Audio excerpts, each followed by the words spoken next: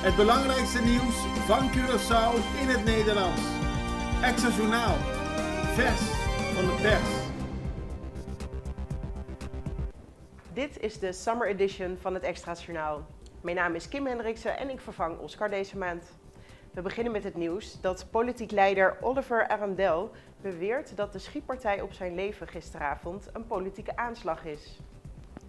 Oliver Arendel, leider van de Coalition Movement for Change, is ervan overtuigd dat de schietpartij waarbij hij gewond raakte en zijn vrouw om het leven kwam politiek gemotiveerd was. Arendel werd woensdagavond neergeschoten in de Cap Kooi-regio en naar het Sint Maarten Medical Center gebracht. In een video zegt Arendel dat hij in zijn rug geschoten is en beschuldigt hij 3 leiders van andere politieke partijen van betrokkenheid. Opmerkelijk is dat Arendel gisteren op 17 juli tijdens de wekelijkse persconferentie van de Raad van Ministers zijn zorgen uitte over het garanderen van de veiligheid tijdens de verkiezingen en benadrukte dat er maatregelen nodig zijn. De politie heeft nog geen mogelijk motief onthuld voor de schietpartij. Vele politici veroordeelden echter snel het geweld. De demissionaire premier Luc Merselina betuigde zijn diepste medeleven en benadrukte dat geweld geen plaats heeft in Sint Maarten. Oud-premier Silveria Jacobs veroordeelde politiek gemotiveerd geweld en riep op tot vrede op het eiland. Ook andere politici, zoals Sarah Westcott Williams en Omar Adli, spraken hun afschuw uit en riepen op tot eenheid en vrede. De Giro Settlement Holding betaalde 21 miljoen terug aan het land Curaçao. De 30 grote spaarders bij de failliete Girobank kunnen ongeveer een tiende van hun geld ontvangen. Dat meldt de directie van de Giro Settlement Holding. Deze 30 deposanten hebben samen nog 301 miljoen gulden bij de Girobank. Het gaat om onder andere de FKP, SOAP en de RKCS. Zij zullen veel sneller duidelijkheid krijgen over een mogelijke restbetaling. De Giro Settlement Holding heeft in maart 2021 een lening ontvangen om rekeninghouders tot een maximum van 1,2 miljoen gulden uit te betalen. De afbetaling van deze lening gaat sneller dan verwacht. Het land ging aanvankelijk uit van een aflossing van 11,3 miljoen per jaar, maar daar zitten ze ruim boven. Van de 170 miljoen staat er nog 49 miljoen open. Pressiegroep Save Sakito heeft een petitie ingediend bij de vertegenwoordiging van Nederland. Een delegatie van Save Sakito heeft een petitie overhandigd aan Edson Hato voor het voorkomen van verdere vernieling aan het milieu bij Sakito. De buurtbewoners zijn het oneens met de bouw van de View Resort en Marina. Het luxecomplex bestaat uit 7 woontorens, inclusief 7 penthouses en in totaal 112 appartementen. Voor de bouw moesten mangroven wijken en ook zegt de pressiegroep dat er schade is toegebracht aan het koraalrif. Save Sakito maakt zich zorgen over verdere natuurschade. De petitie is naast de vertegenwoordiging van Nederland ook ingediend bij de Staten en de gouverneur. Rennox Kammes zet zijn strijd tegen het homolijk huwelijk door. De parlementariër blijft zich verzetten tegen de invoering van het homohuwelijk op Curaçao. Hij wil de staatsregeling wijzigen, zodat het huwelijk alleen tussen man en vrouw mogelijk is.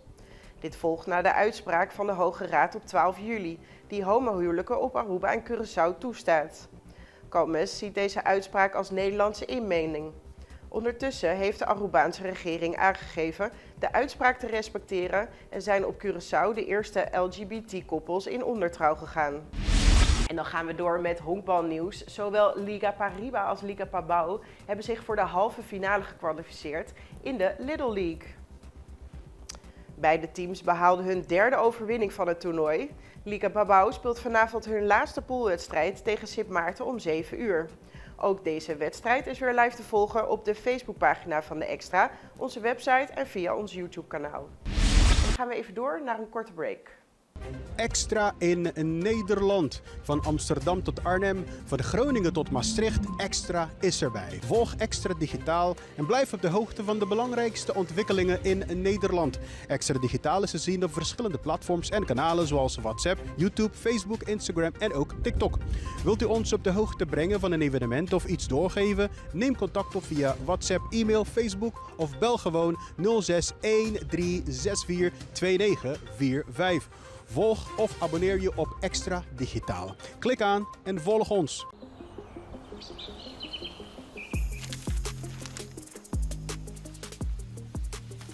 Welkom op Curaçao, een van de mooiste eilanden in de Caribië, een ware parel. En het is een eiland waar je van heel veel zaken kunt genieten. Van de natuur, van de zee, van het eten, van de mensen en zoveel meer. Curaçao is een eiland waar heel veel gebeurt op het gebied van politiek, cultuur, sport en zoveel meer. Een Extra Journaal brengt het belangrijkste nieuws van Curaçao. Maar we hebben ook aandacht voor al het nieuws op Bonaire en Aruba en op de bovenwinden, Saba, Sint Maarten en Sint Eustatius. En we belichten al het nieuws van alle kanten. Het nieuws is duidelijk, actueel en vers van de pers. Extra Journaal, elke werkdag op Salto. Op Curaçao zijn we de hele dag bezig met het maken van Extra Journaal. Volg ons op je favoriete Amsterdamse zender. Tauro.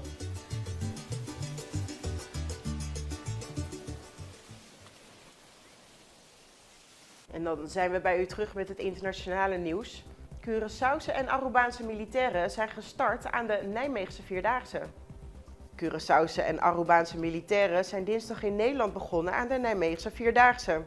4 dagen lang lopen ze elk 40 kilometer met 10 kilo bepakking op hun rug. Dat maakt Defensie Caribisch Nederland bekend. Voor het wandelevenement hebben zeker 47.000 deelnemers zich ingeschreven om de felbegeerde Vierdaagse kruis te behalen. Voor de Vierdaagse van 2024 zijn 1950 plaatsen beschikbaar voor Nederlandse militairen. De BES-eilanden krijgen misschien in de nabije toekomst een postcode. De Nederlandse overheid roept inwoners van Bonaire, Saba en Sint Eustatius op om mee te denken over een nieuw postcodesysteem. Het ontbreken van postcodes zorgt momenteel voor vertragingen en problemen bij de postbezorging en online diensten. Tot 26 augustus kunnen reacties op het voorstel worden ingediend via een internetconsultatie. Het nieuwe systeem, gebaseerd op een reeks van 4x0AA of 0999ZZ, moet de postbezorging verbeteren en is voorbereid op toekomstige groei. De Keniaanse politie patrouilleert in Port-au-Prince na aankomst van nieuwe troepen. De Keniaanse politie patrouilleert in Port-au-Prince in Haiti na de aankomst van nieuwe troepen om de bendes te bestrijden.